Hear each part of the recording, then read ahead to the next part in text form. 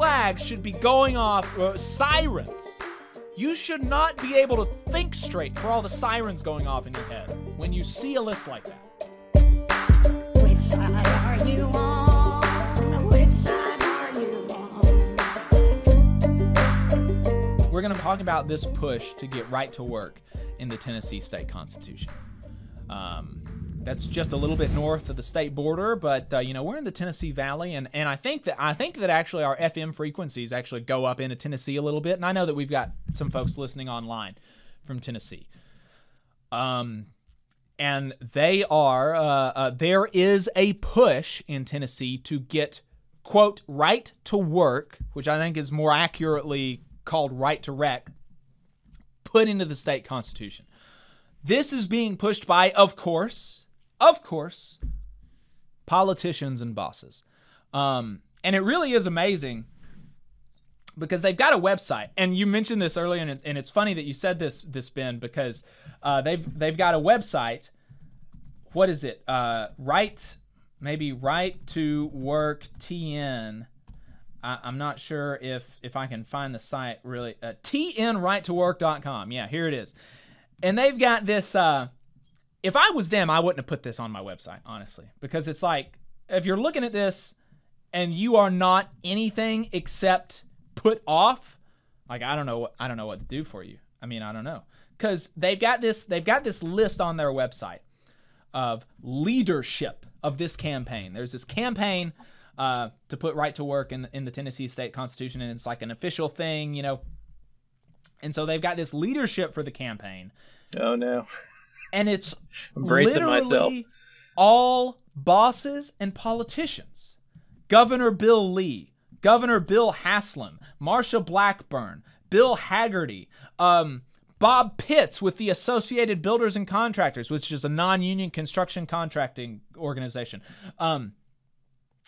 Kent Starwalt, the Tennessee Road Builders Association.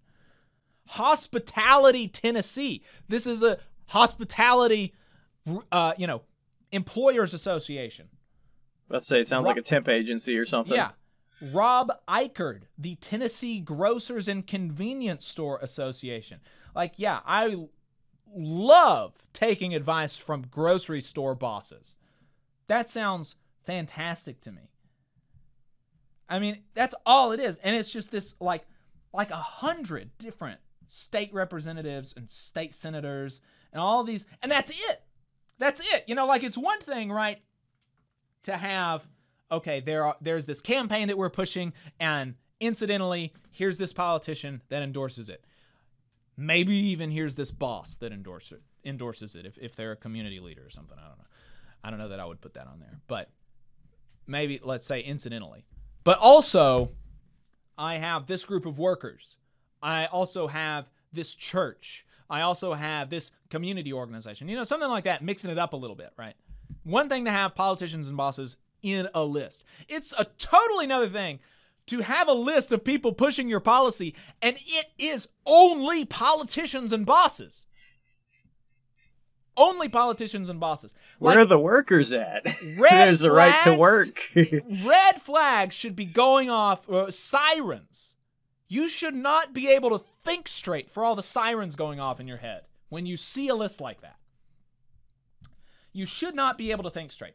And, you know, it's a good rule of thumb. It's a good rule of thumb. If you see a ballot measure or a policy or something that the only people that are listed on the campaign's website as supporting it are politicians and bosses, it's going to be bad for workers. It's going to be bad for workers. That's just a fact of the matter, basically. And so they're pushing to get right to work in the state constitution. It's already law in Tennessee. It's already law in Tennessee, so it's not going to actually change anything about the way that employment is structured. It's just going to make it more difficult to repeal if the citizens of Tennessee change their mind. If the citizens of Tennessee change their mind about this pro-boss policy, the people that are in power right now want to make it more difficult for them to do that. And so that's what this is about, putting right to work in the state constitution. And so really quickly, just a reminder, what is right to work? I want to remind everybody what right to work is, because so many people have no idea. So many people have no idea. I had Yaffe on the program. It's been months ago now. But part of the conversation veered into right to work, and it was clear he had no idea what it was. He had zero idea what it was. He thought right to work meant that you could be fired for whatever reason. You could be fired for any reason or no reason at all, which is the case in Alabama. You can be fired for any reason or no reason at all, unless that firing is federally illegal. You know, there are some federal protections that you have on your employment. Those are anti-discrimination laws, and you have ostensibly, you have a right to form a union. Ostensibly, right? And so these are things that even in Alabama, you can't fire somebody for. But what that's referring to, you can be fired for any reason or no reason at all. That's what's called at-will employment. And that's every state in the union is an at-will state, basically, except for one or two. One or two states have just cause laws that you have to, your boss has to have some reason to fire you. It can't just be because he woke up on the wrong side of the bed. But here in Alabama, your boss can just wake up on the wrong side of the bed and he can fire you. And I don't know, people like Yaffe think that's good. I don't. But that's the case in virtually every state in the union. What right to work is right to work is a law that comes in between the employer and the workers, because when you have a union, you collectively bargain a contract.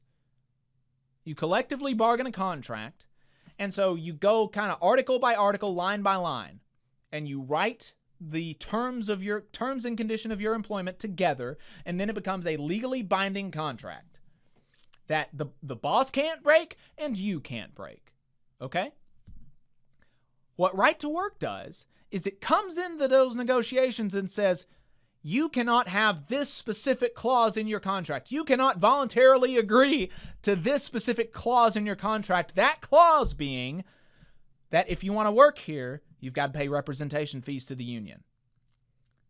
And that is the only time that conservative small business people want to impose restrictions on what kind of terms and conditions of employment a boss can impose on their workers and workers can agree to. You want to work in unsafe conditions? Conservatives say fine. Your boss wants to make sure that you have a car to work there? Conservatives say fine. Boss wants to make sure you wear a uniform? You've got to go out and buy your own uniform? Conservatives say fine. But if bosses and workers want to say that, okay, we agree that to work here, you've got to pay representation fees to the union, which is going to help workers, which is going to benefit workers by making their union stronger, you can't do that. That's what right to work is, and that's why bosses and politicians want right to work, is because it hurts unions, it makes it more difficult for us to organize, because it decreases our funds, because we have to support free riders in the same workplace, right? You're able to get all of the benefits of union membership, and you can't. We have to support that. And I don't think that's good. I don't think it's good that we have to support free riders. I don't think that it's good that workers and bosses can't agree to have that clause in their contract. That's what right to work is. That's why it's bad. You just saw a clip from the Valley Labor Report. We are live every Saturday morning from 9:30 a.m. till 12:30 p.m. And we pride ourselves on keeping all of our content free to everybody so that we can talk to as many working folks as possible. If you support the work that we're doing, you think that it's important, you think that it's good, then consider making a monthly contribution to the project, and you can do that on our website, tvlr.fm.